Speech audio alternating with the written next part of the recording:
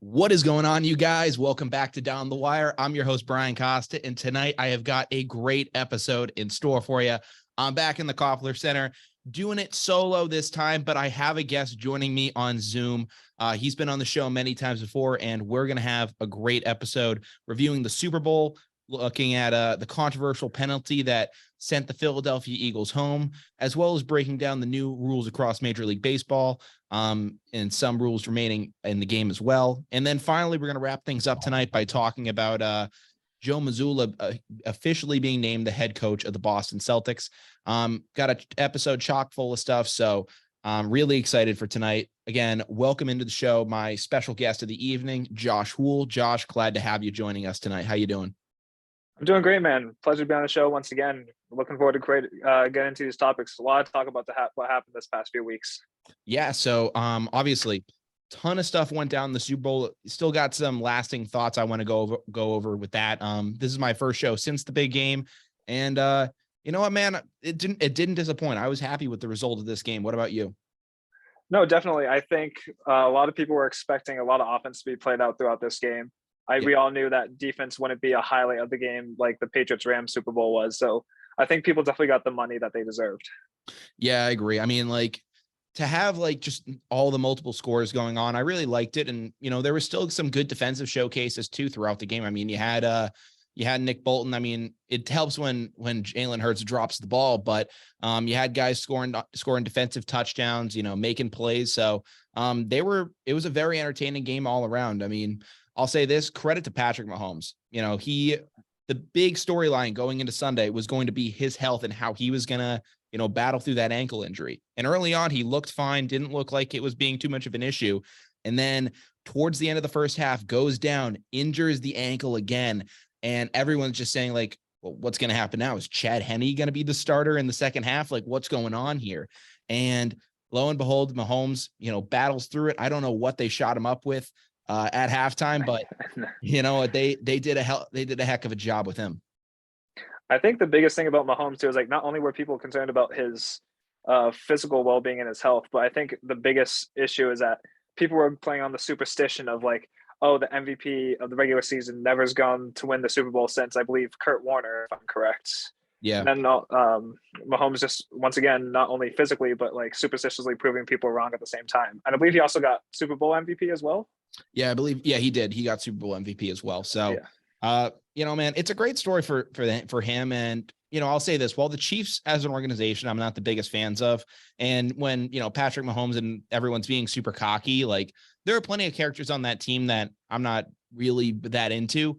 Patrick Mahomes, I like him as a guy and a quarterback. Like, you know, he can have moments when he gets arrogant, but really it's really only when he deserves it. And like, he's deserved it a lot in these past couple of years. I mean, he's now a 2-time Super Bowl champion. He has more Super Bowl rings than guys like Drew Brees, Aaron Rodgers. And those guys are surefire Hall of Famers. So this guy's well on his way to being one of the all-time greats. He's only 27 years old. I got to wonder, what is his legacy going to end up looking like? I think a lot of people right now are saying that, you know, he could be the guy to rival Tom Brady down the stretch. I don't know what your thoughts are on that. Yeah, I know. And I believe, correct me if I'm wrong here, the Chiefs have been to at least the AFC conference game the past 5 years in a row. Mm-hmm. And I remember a lot of people, even they were asking him as soon as he had won the game, we're talking maybe a potential dynasty here with the Chiefs, win 2 out of the last 4 Super Bowls. And I really think that if Mahomes, he proved everyone wrong this year. Like, you take away one of his greatest weapons in Tyreek Hill. A lot of people saying that the Chiefs, they're still going to be good, but they're not going to be as good as they were with Tyreek. That's proves everyone by going to win the Super Bowl. So, Josh, that's the main thing that amazed me with him. So when you lose Tyreek Hill, who was, you know, by far like the most dynamic part of that offense, give Travis Kelce all the credit he deserves. He's, you know, one of the best tight ends we've seen, at least from the receiving side. But Tyreek Hill is a freak. I mean, he's a converted running back, does incredible things with the ball. He's one of the fastest humans on earth. So you take that guy out of the equation and you're left with a pretty average receiving core. And it was just like, all right, like this Chiefs team, like you said, they'll be good, but you know, you didn't think it'd be Super Bowl. They brought in guys like Juju Smith-Schuster to where it was like, all right, potentially that could be something. And you know what? They just kept chugging along. And you know what, like I said, the receiving core was fairly average. It wasn't, you know, bad. Like you didn't have scrubs out there, but you didn't have like showstoppers either. It wasn't like this like insane thing. You had guys like Marquez Valdez-Scantling coming over from Green Bay. You had Kadarius Toney, you know, playing a huge role in this game. Actually, he had never caught a touchdown in his entire time with the New York Giants, and proceeds to catch one in the Super Bowl. So credit to him for that as well. And then they also had a ton of rookies, you know, coming out and playing as well. Sky Moore, Isaiah Pacheco. You know, they were doing great things too. And I'll tell you this, that kid, Isaiah Pacheco, he is disgusting. He means 7th round pick. I don't know how a guy like that doesn't get picked sooner in the draft. He just went completely under everyone's radar. And, you know, credit to Casey for picking a guy like him up, because not only is he tough, but get him in open space and, you know, he can chug. Like he just runs like it's nobody's business. No, I totally agree with you. I believe like Kansas City probably didn't have too much of a major role planned for him throughout the playoffs. Yeah. Clyde Edwards-Helaire goes on IR. They need to scramble and find a replacement. And Isaiah Pacheco, I think he filled that role perfectly. He just added a new dynamic to that offense that we hadn't seen until then. Yeah. And that's one of the things I like about him too, is like, I mean, a lot of things with KC, it's very flair. And like, even when Tyreek Hill was there, it was just like, all right, like it's speed, like elusiveness, like that kind of deal. Isaiah Pacheco, he's kind of like, you know, like that old school, like hard nosed, like downhill running back, to where, all right, you can send him into the middle of a pile, and like, he's potentially going to get in the end zone for you. Like the fact that the Chiefs were able to find that piece and add that to their offense, that's huge. Because like, I don't know, for me, I look at the Chiefs offense, and, you know, while they have tremendous weapons, my big thing is like, they always did like these Mickey Mouse plays. Like we even saw it in the Super Bowl where they're doing the ring around the rosy carousel play. And I'm just like, what are we doing here? Like just run an actual legitimate offense. And Isaiah Pacheco kind of gives them that identity of having a real traditional running back, but they also have a bit of a flair for the new age as well, which is really cool to see. I think an underrated component of that Chiefs offense is their offensive line.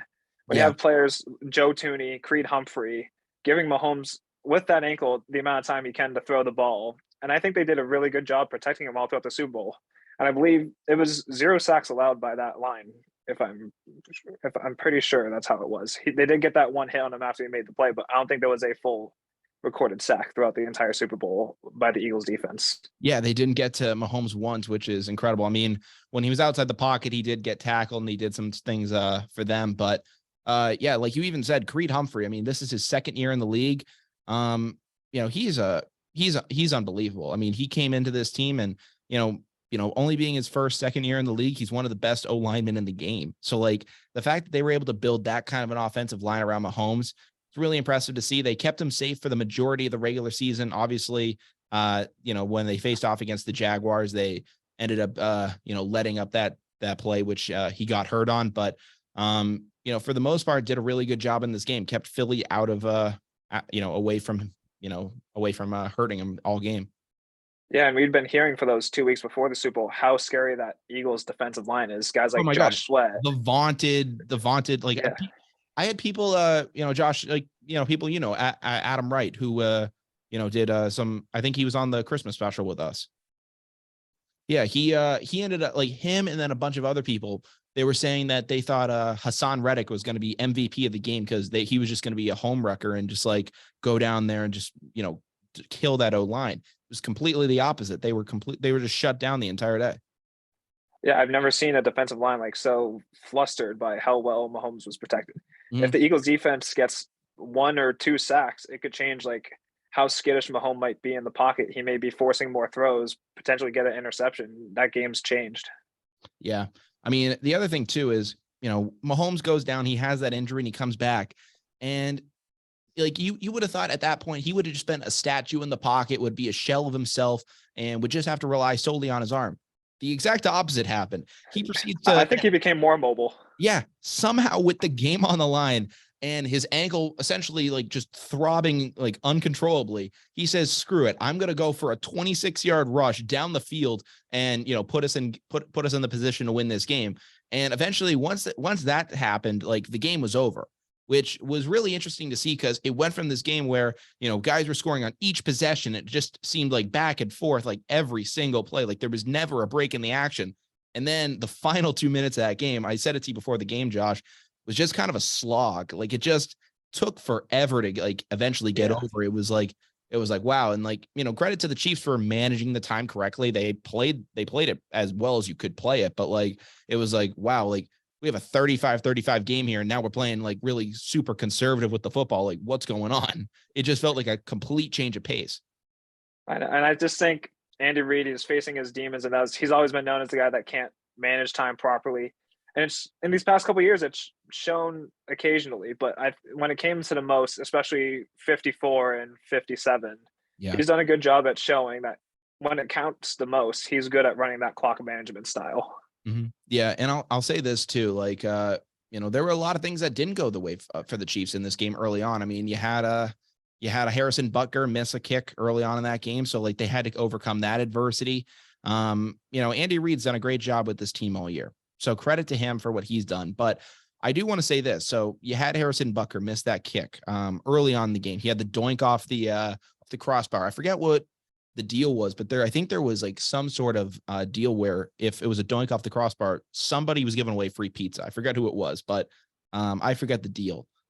But you have him come in the game late, and it looks like a chip shot field goal, but there was the announcers on Fox made a comment which was very true, and it was the fact that it wasn't going to be a surefire thing because of the conditions of the field. And man, like what the hell happened with the field at the Super Bowl?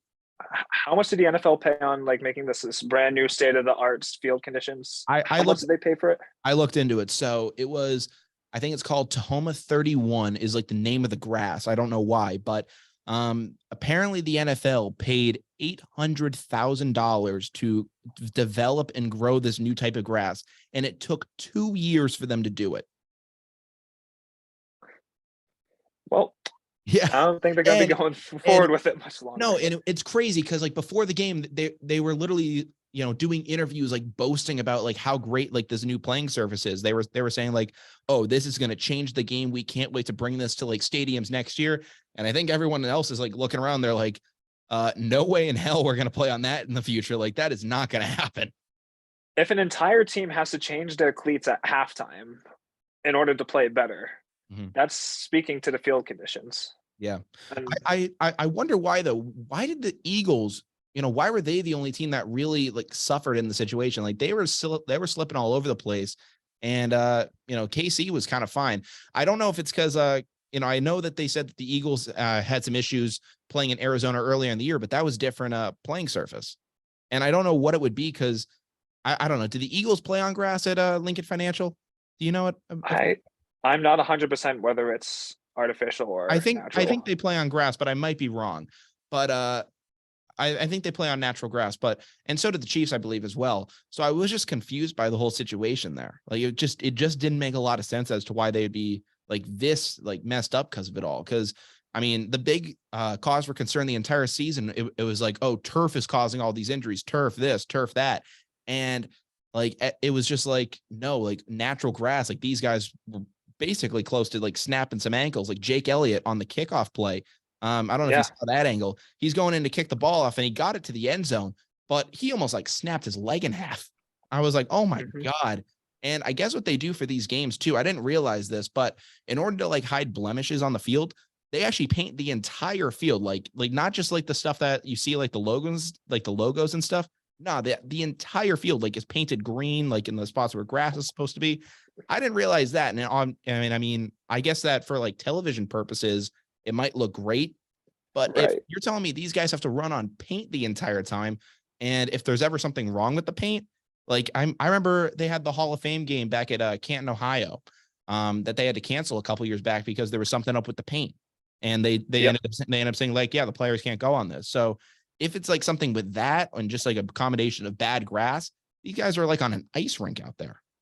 Oh, 100%. They'd be more suitable wearing like the metal baseball spikes, but literally, that would still be too dangerous. Oh yeah, no. Metal spikes in football. I don't know how somehow the game I can't only imagine the game getting more violent. That would go terribly. It would be just a big mud pile by the end of it all. No, I agree. Terrible. Oh my God. Especially on turf like that. the amount of money they would lose, Jesus Christ. But yeah, it was a very interesting game that actually made the end of the game, really matter a lot more. And it was a, pretty big deciding game down the stretch. One of the big controversies though that came at the end of the game wasn't from the field at all. Like that, was a cause for concern for the Chiefs' sake. But Philadelphia felt like they got screwed in a situation as well. It was close to the final plays of the game, and Patrick Mahomes goes to throw a pass to Juju Smith-Schuster.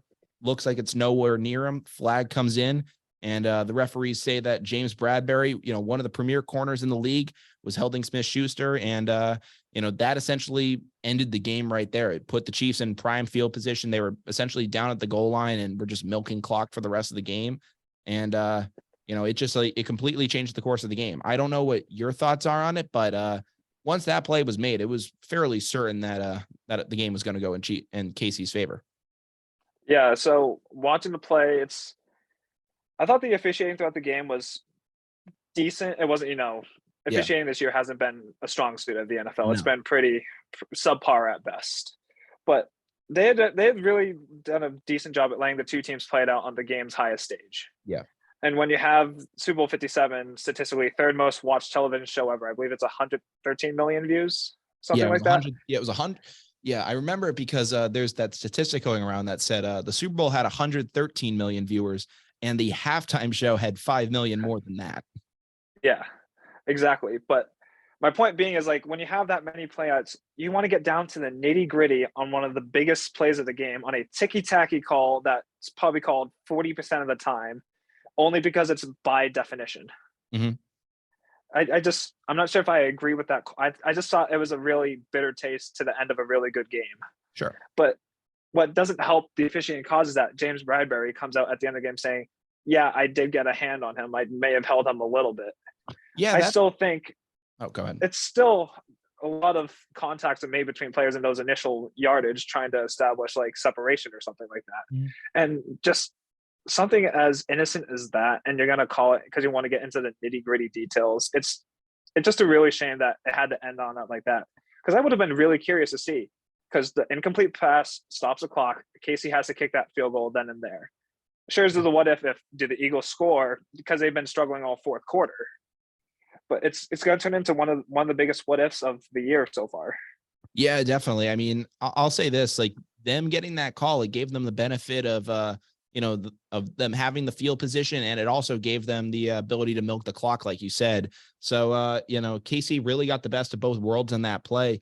And it is tough. I will give James Bradbury credit. Like he came out and he said, you know what, man, that's my fault. I got to be better. And he owned up to it. So I mean, I'll give him credit for that. But I will say, like, that's a tough call in that situation. And I will say, by the letter of the law, if you were to tell me, hey, is this a holding penalty? I'd probably tell you, yeah, like based on like my interpretation of things as a referee, if I saw that in a vacuum, I'd say that's a holding penalty. But when you look at the way that the refs called this game the entire time, that was not a holding penalty the entire game. Like they weren't calling penalties like that in that situation. So that's the frustrating part, is the lack of consistency there. Like if there had been, if they had been just calling penalties left and right, and they were saying like, hey, you guys got to get your stuff together. Like you guys can't be doing this. It'd be like, all right, like this is the way they've been calling the game. But to just come out of nowhere, throw the flag down, there is a certain point as a referee where you kind of need to swallow your whistle and just say, you know what, I'm going to let these guys play it out. The best team is going to win here. I'm not going to dictate the game. That's where I think they should have done. I think that's what should have happened there. I think the refs essentially, unless it's egregious, and like here's the thing. If Juju Smith-Schuster gets yanked down by his shirt, held on the face mask, some crazy stuff's going on, like, yeah, you got to throw the flag there. You got to right that wrong. But for that, I don't know, man. No, I totally agree with what you're saying. And then if you look at, I don't think, if my memories recalling correctly, there weren't that many penalties throughout the entire game. It was only the only really one that stuck out to me was like the egregious neutral zone infraction. Like that was the major penalty of the games. Those were the, and that's where the majority of penalties were being called. It was being called in the trenches. Like they weren't really calling stuff on the outside, but when you're a guy like James Bradberry, you're playing outside the numbers. That's where refs are going to see guys doing those holds. Like, because you're not like, if James Bradberry was playing in the slot and was like crowded by some more receivers and stuff was happening, there's a chance he could have done that hold and gotten away with it. But because you're on the outside, you're closest to the official, you're the first guy he sees. So he's going to see any little ticky tack thing, and then he's going to call that. So I can understand how it gets called there. I've made late calls in games that, have, potentially changed the course of those games. I'm not, super happy with it, but I know that I've done it at a certain point in my time as a flag football ref. And, you have to just recognize, like, all right, was that the time to do it? Was it not? And I just don't think it was there, especially with the way that game was going and it being so close. Like, here's the thing. It's one of those penalties, like, go back to what was it? The NFC Championship game all those years ago when Rams Saints, and it was the pass interference no call on that with that crazy hit out of bounds. It was just like, how the heck did like that not get called a penalty? That wouldn't have been like, if they didn't call that penalty there, it wouldn't have gotten that type of backlash. Like, it wasn't like it wouldn't have been an egregious no call. And I think it goes the other way as well, because that same night, AFC Championship with the Chiefs and the Patriots, a lot of people were complaining about that phantom roughing the passer call on Brady. Mm-hmm. There's no consistency within the calls itself by the definition. No, not at all. Like that is the annoying part. And I will say this, like, I do feel bad for Bradberry because he is getting dragged because of this. Like, the people that, are like saying like, dude, what are you doing in that situation? Like, I saw on social media on Valentine's Day, Juju Smith-Schuster posted like a meme of James Bradberry. And I think he said, do you remember exactly what it said? I think it said, yeah, it's I will always hold your heart on Valentine's Day or something like that. Or yeah, I'll hold on to you forever, something like that. And he posts about it, and he just got flamed by everyone on Twitter. Like Garrett Blunt, I think tweeted some stuff. Robert Griffin III was saying stuff, and they were saying like, dude, what are you doing? And it makes a good point because, listen, I'm happy that a guy like Juju Smith-Schuster gets a ring. Like, I think that, he's a seasoned veteran. I think that he deserves it. But like, dude, like, you weren't that good this year. Like I think they said, who's the quarterback for them again? The corner on Philly. He's really good. He's the really good corner. I forget his name. But he had 6 interceptions this year, and I believe Juju only had 3 touchdowns. So they were saying like, dude, you did not have your best season this year. And I mean, listen, I know you were coming off injury, but you're not in the situation to argue here. It's not like you got completely like, roughed up on a play. The guy grabbed you at the belt and was trying to, just position you in a certain way. Like, it wasn't anything crazy. No, I definitely agree with you. In the play itself, it's like he barely made contact to warrant the call, first of all. But we always known that Juju is a huge social media guy. And that flashback to COVID, dancing on the logos. He has I think he just wanted the center of attention on that, and then he has the ring now to back it up. So when everyone tries to come at him, he'd be like, "Oh yeah, I can't hear you because of the ring on my finger." Yeah, that's all he wanted. It's just gonna be kiss the ring. That's all it's gonna be. Yeah, I remember. I think the angriest response was AJ Brown. Like, he congratulated Juju Smith-Schuster on winning, but he's like, congrats, you won. Like they outplayed them in the later half of that game. They had a 10-point comeback. They held their own in that later part of the game. Like, congratulations. But Juju, like, he had some contributing parts in that Super Bowl, was not the biggest factor in the game. Not even close. No. Well, I don't even remember his stat line. He probably only had 2-3 catches. Yeah. Nothing remarkable. Like, he had some good like plays to like keep the drives alive, but was he an impact player in this game? No, he wasn't. No. So like that's the annoying part too. Like, had he been like not even like the dynamic like weapon, like, because Kelsey's going to be that guy for you. But say he caught a touchdown pass like early on in the game, and like, he was contributing. He was like getting some, he was like drawing some defenders away, was creating some opportunities for other guys. You could say, you know what, he was really helping this team out. But when you look at it from, the fans' perspective, you look at the film, he wasn't doing anything for this team. So I don't know. He's not in the position to talk. And that's the annoying part for me. I mean, congratulations to the Kansas City Chiefs. They did deserve the ring this year. They were the best team in football yet again. I will say this. They asked the question of, is this a dynasty or not? It's not a dynasty yet. 2 rings in 4 or 5 years. That's not a dynasty. You need 3 in 10. That's what classifies as an NFL dynasty. It's always what's done it. And if they can, potentially run it back next year, which I think, given the right circumstances, they totally could get back to this game next year and, win it too, because the NFC is rather weak. So if they can battle it through the AFC, get it back and win a ring next year, yeah, there's no doubt about it. I'll say it that at that point, the Chiefs will be the dynasty of the 2020s, but they need to do it first and they need to prove themselves. Right. And you do mention the 3 in 10 years. They've got 2/3 of that goal with half the time frame remaining. No, that like they have the potential to do it. And, with a quarterback like Patrick Mahomes, in my opinion, it's a matter of when, not if. Yeah, I agree with you 100%. It's not if, it's when. Like it will most likely happen within the next 10 years, barring some potential, terrible injury to Pat Mahomes, like God forbid. But like they will win another Super Bowl, in my opinion, in the next 10 years or like 7 years or whatever it is at this point. So like it will be a dynasty at some point. It's not one yet. It's a great run.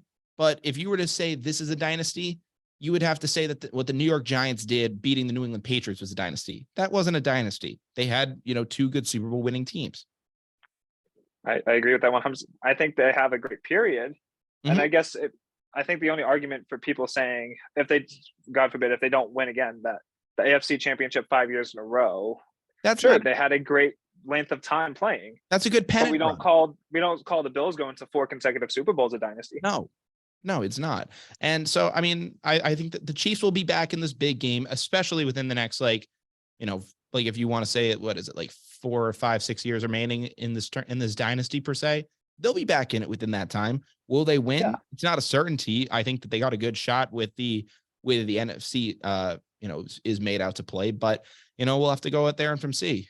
We'll have to go and see from there is what I was trying to say. But Josh, I got to ask you, what do you think of the Eagles in this situation? Like I said, the NFC is rather weak. Jalen Hurts, had a tremendous season this year. He really proved himself as the QB1. How do you think he's going to fare going into next year? Going into next year, see, it's the biggest thing that concerns me is the Eagles coaching situation right now. Sure. They just lost their offensive and defensive coordinator, and they have so many guys that are going to be free agents. Unfortunately, it's a lot of uncontrollable factors right now that we really don't know until we see what that roster looks like, what the potential of Jalen Hurts can be. I'm hoping that he is just as successful next year as he was this year, because it was fun watching this Eagles team play. Those people who know me, I'm not the biggest Eagles fan, especially after Super Bowl 52, but I had a weird sense of respect for how Jalen Hurts coming in as starter when Carson Wentz was failing. Like Jalen Hurts almost like really helped turn that team around. And the addition of AJ Brown at the draft with that trade, that was a huge X factor. Oh my God. For the Eagles. Even in the Super Bowl, both him with Devontae Smith, they had 2 huge plays that helped keep the Eagles close in that game. So it's definitely going to be interesting to see how the free agency market shapes up for Philly. Hopefully the guys will want to stay and go try to win again, because the Eagles definitely have the tools to do it. But they also have to be aware that some teams that, had some under things go against them unfairly, they're going to be back and wanting more, because Dallas still is going to be a good team and they're in their division. They're going to be playing each other twice. So that's going to be a real test for Philly. And I believe Philly also plays San Francisco again next year, hopefully with a healthy quarterback, because that was a huge what if game too for the Eagles. If Purdy remained healthy, would the Eagles still be going to the Super Bowl in that situation? Or would we have a rematch of Super Bowl 54? Yeah. I mean, who knows what it's going to end up looking like, but I am excited to see how the Eagles do next year. What's interesting is potentially one of their greatest plays and weapons to their advantage might not be allowed next year. We saw it multiple times throughout the game that, crazy quarterback sneak play where they just have everyone pushing people across the line. It was borderline unstoppable. And apparently the NFL is looking at banning that play entirely and saying that it's an illegal, it's an illegal play. I'm not gonna lie to you, Josh. I think that's pretty weak. In my opinion, like if you can't stop that play, like I don't know, like you got to figure out a way to do it. Like maybe go back to some old school football and get like these, get some really just big guys that can outmuscle the other O line. Right. No, I agree with you 100%. It's funny because every time the Eagles lined up to do that play, a friend who was watching it was a guaranteed first down. Yeah, he would just first like down and touchdown. sarcastically.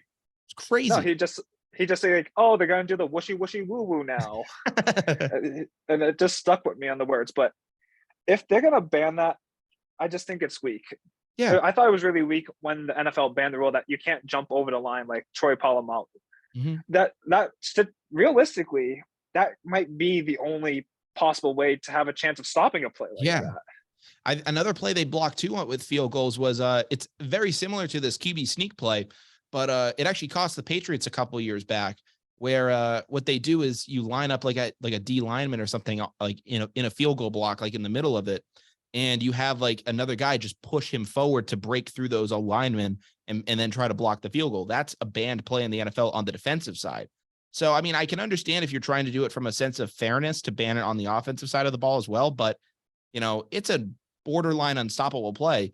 Try to, incorporate a different way to fix it. Like that's what teams have done throughout time. It's not, just that it's a disadvantage. Like, in the old school NFL, you had like these just absolute beasts there on defense. And over time, as the game's evolved and it's gotten quicker in a sense, they had to, get guys that are leaner, that can move more, are more, versatile in a sense.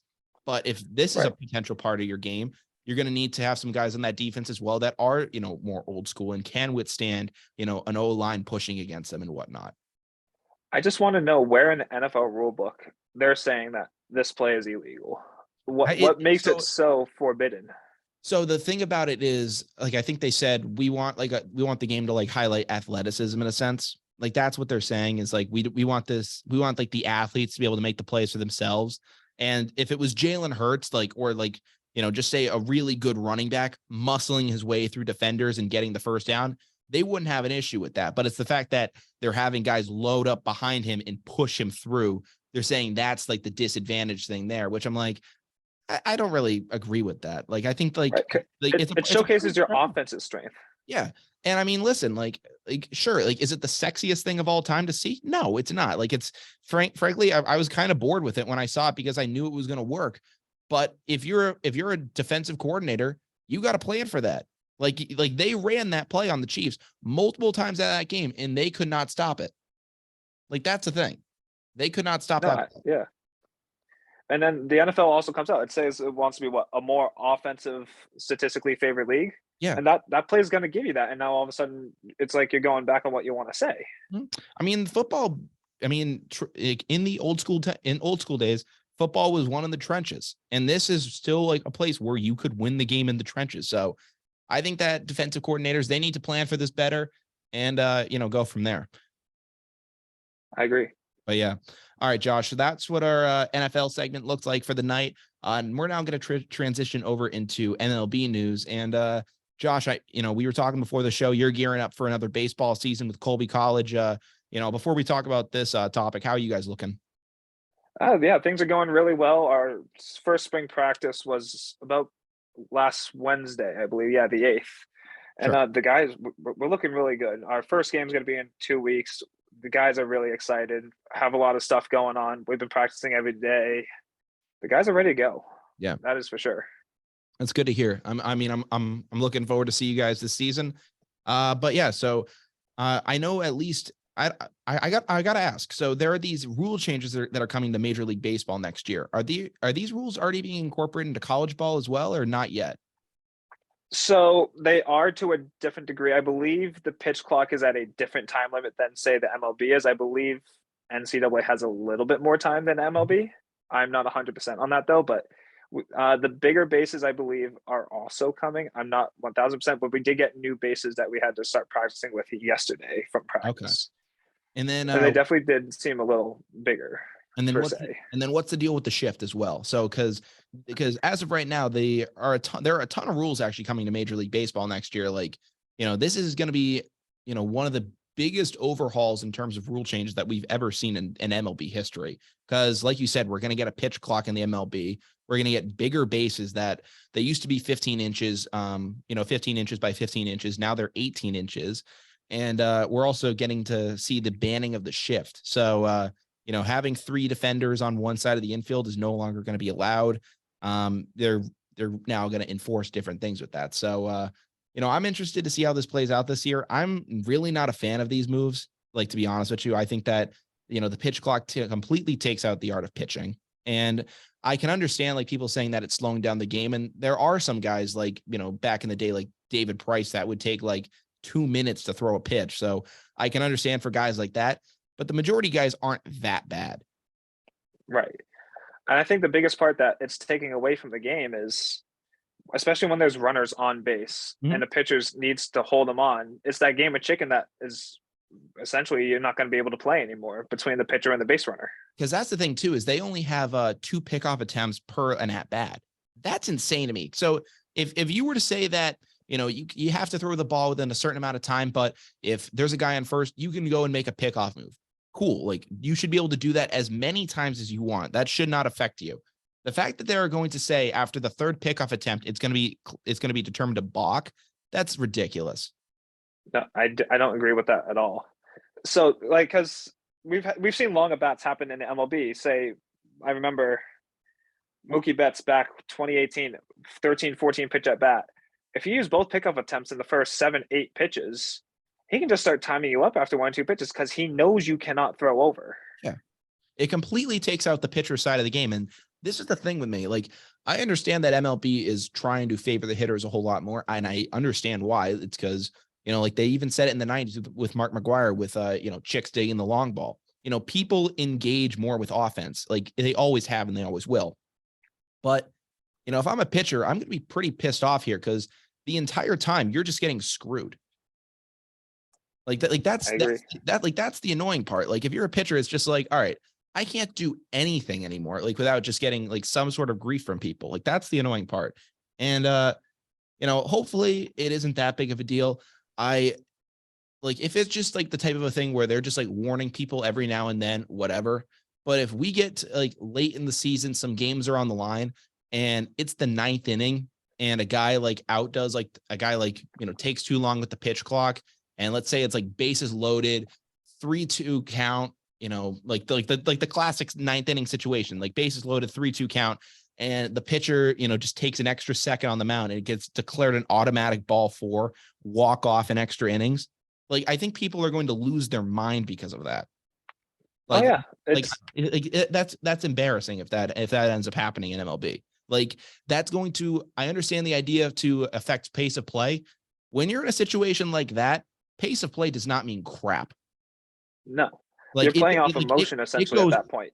At that point, pace of play goes out the window, and it's a matter of like, okay, like, we are focused in on this moment here. And if you're telling me a pitcher accidentally takes too long or isn't able to get the right pitch and potentially, has an automatic ball called because the umpire stands up and says, oh, the pitch clock expired, I think people's heads are gonna, end up.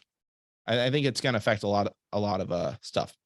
Right. Now, did the rules say, like, if the pitcher breaks the clock warning, does he get a warning at all first, or is it automatic ball called?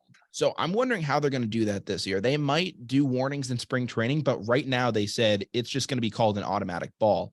And if it happens with the batter being out of the strikes, if the batter's out of like the batter's box for a prolonged period of time, they're just going to deem it an automatic strike. Right. Yeah, I remember they started this in college last year. The batter has to be in the box with at least 10 seconds or so remaining in the pitch clock. I remember I saw a video of this, like, I'm not sure what the schools were playing on, but the guy violated it with 2 strikes on him. So essentially he got called out for not getting in the batter's box on time.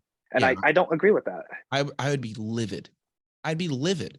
Like, and you only have, and now you only have 1 timeout per at bat too. Right.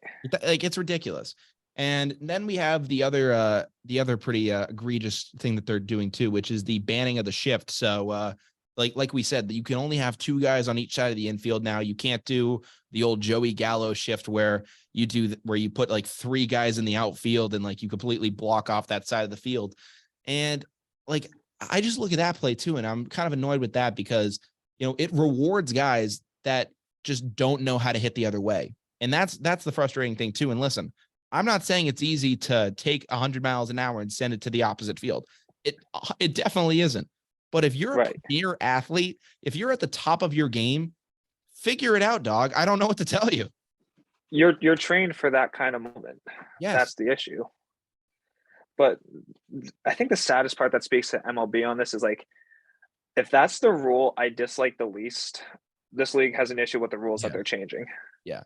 And the other thing too is like it's the stupidest thing I'll ever say. Well, it's not the stupidest thing I'll say. It just seems stupid in the situation. But you have an entire side of the infield open. Not only are you at the top of your class and maybe you should be able to take the ball the other way, at the very least, bunt it the opposite way. You have the because here's the thing. Like there are some guys that are like professionals, like when it comes to bunting, they can send that thing down the line and it is perfect if they want to beat out a base hit. In this situation, you don't need to be perfect because there's not Manny Machado over at third base ready to come scoop the ball and throw you out at first base. There's not Nolan Arenado who's going to make an incredible play on you. There's no one there. And if you really want to say there's someone there, there's the catcher who's going to have to get up, go to run to the ball, spin and make a throw to first, which is difficult as it is, or it's the pitcher who's, traditionally not that good of a fielder. So as long as you get it away from those guys and in the general vicinity of the infield dirt on that side, you are guaranteed a free base. Robinson Cano did this against the Red Sox back in 2013. It was the year the Sox won the World Series, and Cano, he lays down a bunt and he gets a double out of it. And I remember watching the game at the time. I just said to I think I actually stood up and I clapped and I said, good for him, man. Like he saw the open opportunity, he took it. Yeah, and I think the issue with this whole thing about that is that the new rules of baseball are clashing with the old time unwritten code. Yeah. We always hear the unwritten code of, you always take a 3-0 pitch. You never bunt against the shift. It's considered, quote unquote, bush league. Yeah. But at this point, you're almost forced to resort to those tactics because the MLB is kind of, in a way, it's like not letting you be able to play the game that you're strategizing for. Yeah. And I really just hate that it's going to reward guys like Joey Gallo, who, this past season, he was historically bad. He was not good at all. Abysmal. And he got himself just booed out of New York City. So the fact that, he might be able to come back now and have a career resurgence by essentially just complaining to the league about, it being unfair. I don't agree with that. I think a guy like him, he should learn how to hit the ball the other way first before anything else. No, I agree. That's that's what Joey Gallo should learn to do. He should learn to hit the ball the other way. No, I agree with you 100%. It's so sad to think that he's gonna have these. Yeah.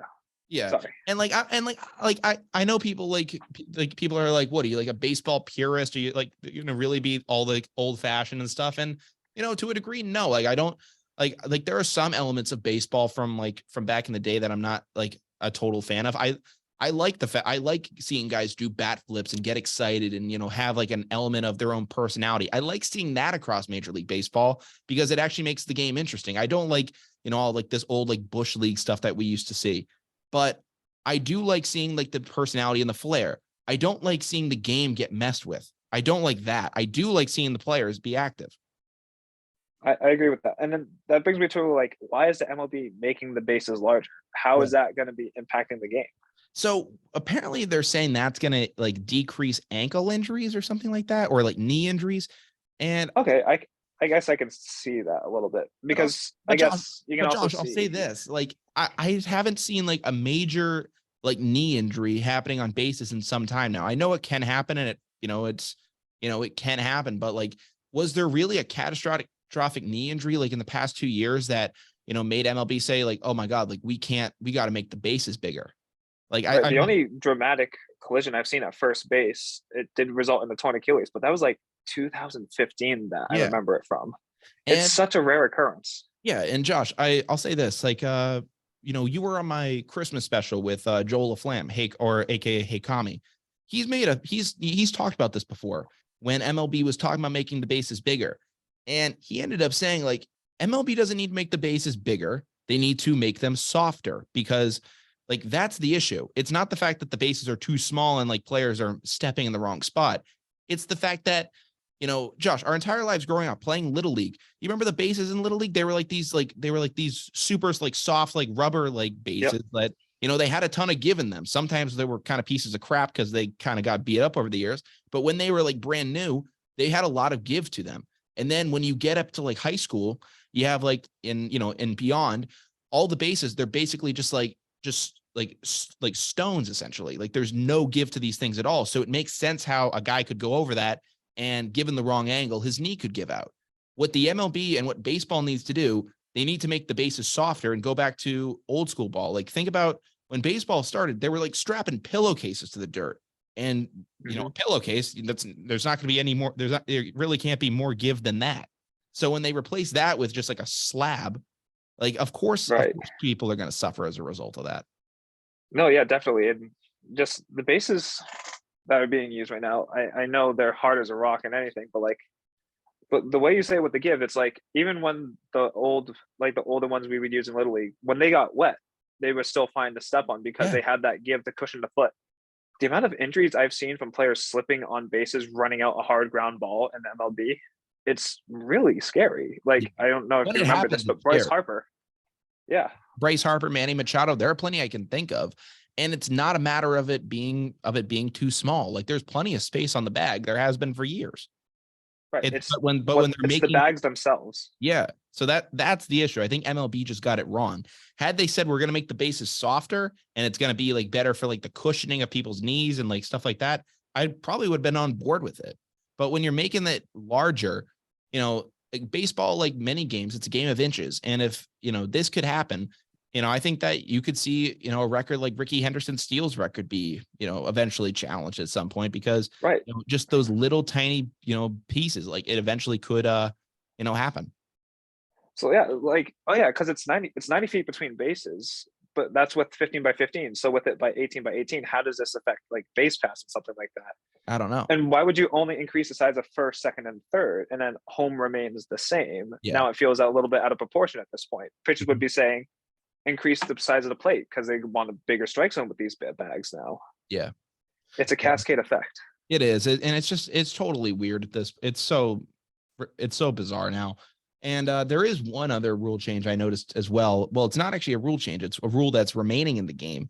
And it's the ghost runner on second base to start extra innings, AKA the Manfred Man, as many people have called it. This rule was originally brought in during the 2020 season.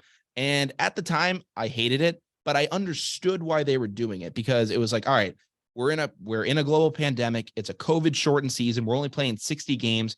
And the idea is, all right, if this game gets to extra innings, we want to get in and out of here as quick as possible. Like, we're not having fans in the stadium. And, you know, if this game, you know, goes longer than the 3-hour 9-inning game that we're already going to have and it goes to extra innings, let's just try to find a way to get this thing over with. I understood that. And I was like, you know what, let's go for it. And then once you brought it into 2021, which in a sense was a completely normal season, like for the majority of it, it was 162 games. Like at that point, it should not have been like, there shouldn't have been a single, like it should have ended there. So I was like, all right, if you really have to carry it over from 2020 and like you're testing it in a full season, like this is it. Like you can't do this again. And then the strike happened and, you know, we got the great news that, hey, MLB is going to ban the extra inning ghost runner. And like literally with like 2 weeks before the start of the season, they end up saying, you know what, we're actually going to bring it back, but just for this season. And what they did by doing that is they conditioned all the fans to get used to it for another season. If they had just done it for 2 seasons and made it a one-off and said, you know what, we're just going to get rid of it, it would have been like, you know what, whatever. Like it was just something MLB was trying during the pandemic. But now that they've had it in the league for 3 calendar years, fans are used to it now, and they're not going to say really too much about it. This rule I absolutely hate, and I'll let you give your thoughts on it, Josh, but I'll explain in a second. Yeah, so I definitely agree with what you're saying. I don't agree with the extra innings rule.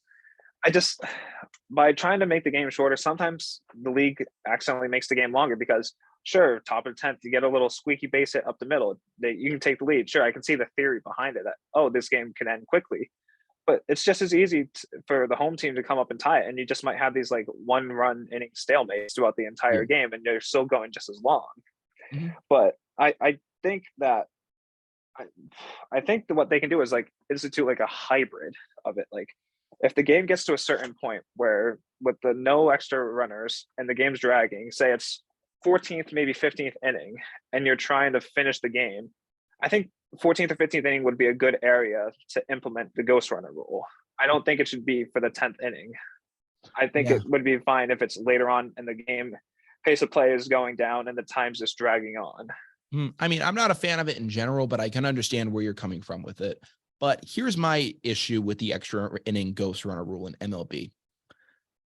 It's always been in MLB, like it's, the home team is going to get the opportunity to bat last. Like you're going to have the opportunity at the end of the day to walk it off, have the last laugh. And, regardless of how things are going, the odds will be, not the odds, but essentially momentum will be in your favor at the end, if it's a tie ball game.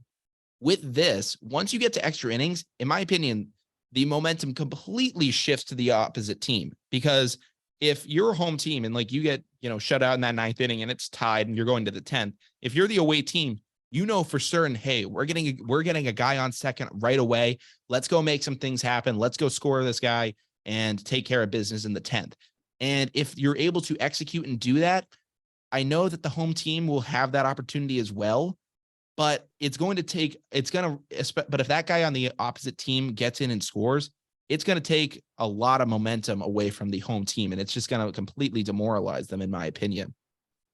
I know. I agree with what you're saying 100%. It's hard to overcome a run deficit in a normal game, never mind with the pressure on the line with you're down to your last 3 outs. And all of a sudden, hey, even if you start with that man on second, it's still hard to find that momentum to swing your way, because going into that like inning change, they have the momentum because they know they have the lead with their last 3 outs.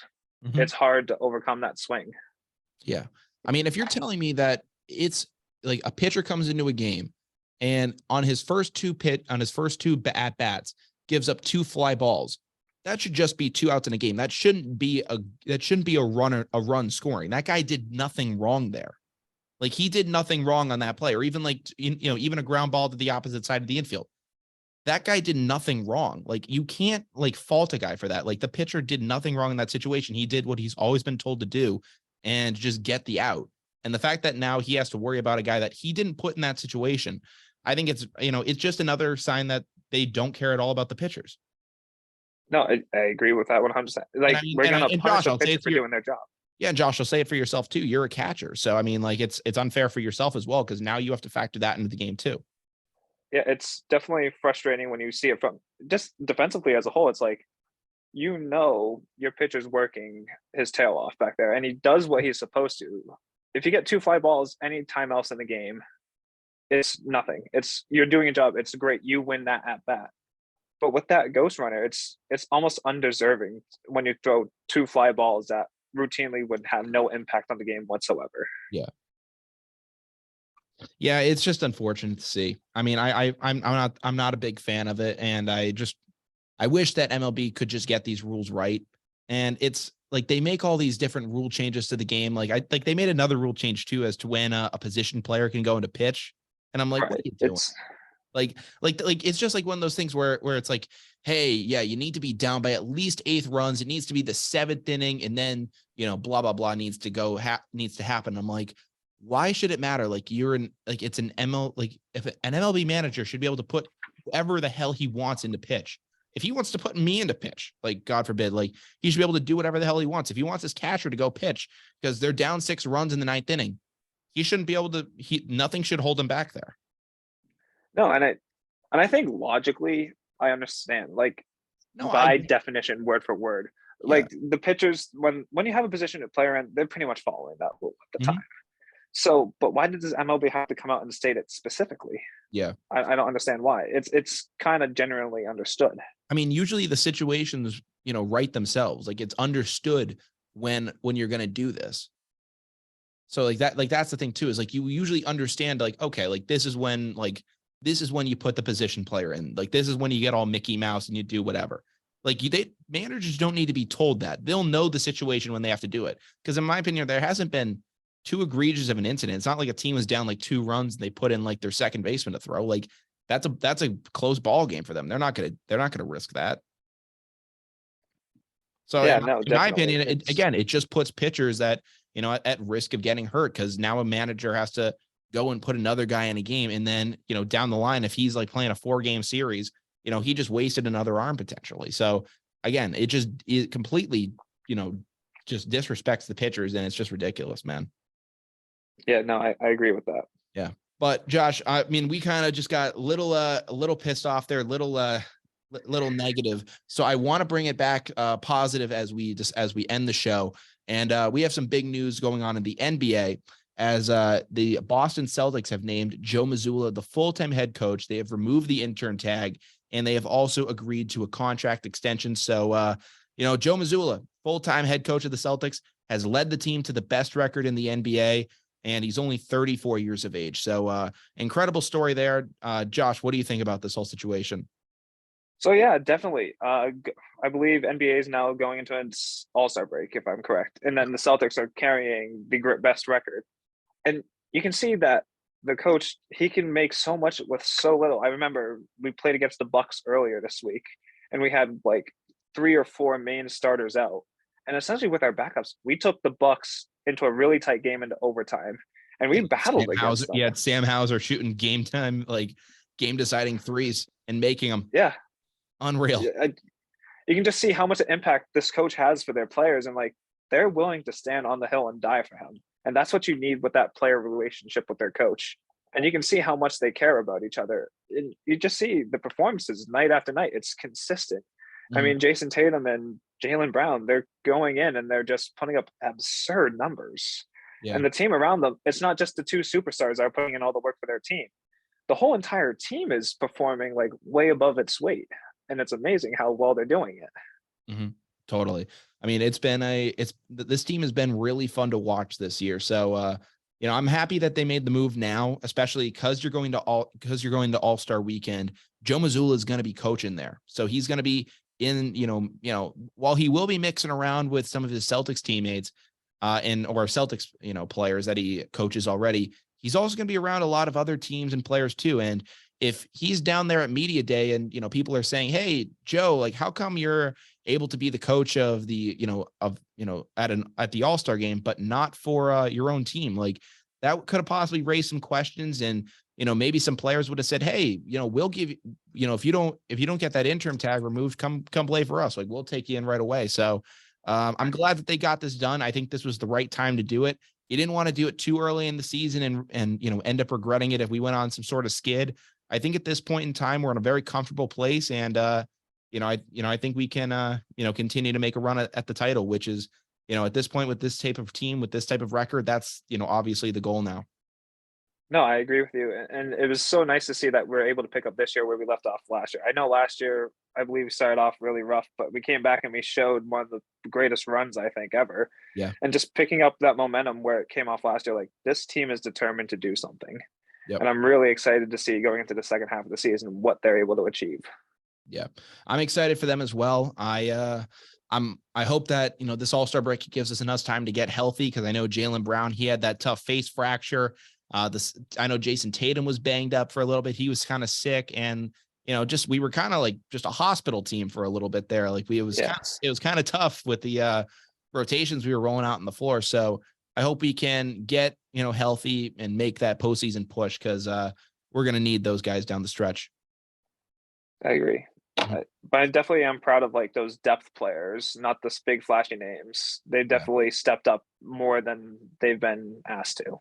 I mean, one of those guys specifically, Blake Griffin, credit to him, man. I mean, from being one of the premier stars in the NBA to going to a role player and keeping that same energy and still going at it day in and day out, credit to him. Because most guys in his situation, they would shut it down. They would half-ass it, and they would not care at this point. So credit to Blake Griffin for, sticking with it and doing what he does. Because I don't think there would be too many guys that would, in his situation, that would do the same thing. No, yeah, definitely. Mm-hmm. But another thing about this situation too, Josh, is that with Joe Mazzulla officially being named the 19th head coach of the Celtics, it closes the book officially on Ime Udoka. So, Ime, he had a good run here, got this team to the finals last year. There was a lot of promise with this team under his reign, and players seemed to like him. And, unfortunately, he made some bad personal decisions and got himself taken out of the running here. So it's really unfortunate with what happened there, but that's unfortunately how these things go. Right. So, it's just, not only was it just personal, it's just basketball. People forget sometimes it's a business. You have to make those kind of decisions. Yeah. And I mean, listen, he he unfortunately screwed himself out of a great opportunity. He was with one of the best young teams in the league. You just went to the NBA finals and you're messing around with a coworker. Like, what are you doing, man? And it's just really unfortunate that, a guy of his caliber, who seems to be a very talented players coach, likable amongst many players, just made a stupid decision and got himself taken out of the running. So we'll have to see how, his future eventually looks. I know that he was originally scheduled to become the next head coach in the Nets. That didn't work out. So I don't know what his future is going to look like. Maybe some team will give him an offer next offseason, but I don't know. Yeah, it's always hard with these kind of backgrounds and these accusations too, to come back into the league. Even not even just in basketball, but sports all around. Like, I don't want to diverge from the subject too much, but Trevor Bauer is technically allowed to be playing again, but because of his sketchy past, the Dodgers released him. It's hard to find a job once again once those allegations are made. Yeah, it's definitely going to be a tough road back for Ime. So we're going to have to wait and see how that all pans out. But Josh, I do want to thank you for coming on the show. We are at this point now officially down to the wire. So we're going to wrap up what we talked about and send you guys on your way into this weekend. Once again, we had Josh Houle on the show to break down a whole bunch of things from the craziness of Super Bowl 57 to MLB's new rule changes. And then finally, Joe Mazzulla becoming the next head coach of the Boston Celtics. All in all, it was a great episode. Josh, thank you so much again for coming on. Yeah, of course, man. It's been a pleasure to be on the show again. Yeah. For those of you guys who have been listening online or on the radio, this has been WJMF 88.7 HD2 Smithfield, Providence. And if you guys want to follow Down to the Wire, we're available on all streaming services like Spotify, Apple Podcast, Google Podcast. We're on YouTube as well. And if you want to follow us for any updates on the show, any clips, different things like that, you can follow us on our Instagram page at down.tothewire. Again, at down.tothewire on Instagram. Josh, I'll throw it to you if you want to shout out anything as well. Yeah, I want to shout out one of my friends' radio show that we held here at Colby College, the Peyton Privatera Sports Hour on 89.7 WMHB Radio. And just looking forward to working again with you sometime. Yeah, absolutely, man. Hey, best of luck to you and the rest of Colby College this upcoming baseball season. Hope to talk with you again soon. I know that you'll be pretty busy once that gets kicking into gear, but whether it's during the season or afterwards, I will look forward to speaking with you again soon. But from Down to the Wire, we wish you guys the best of luck. So I'm Brian Costa. I'm Josh Houle. And we hope you guys have a great rest of your night. Take care and peace.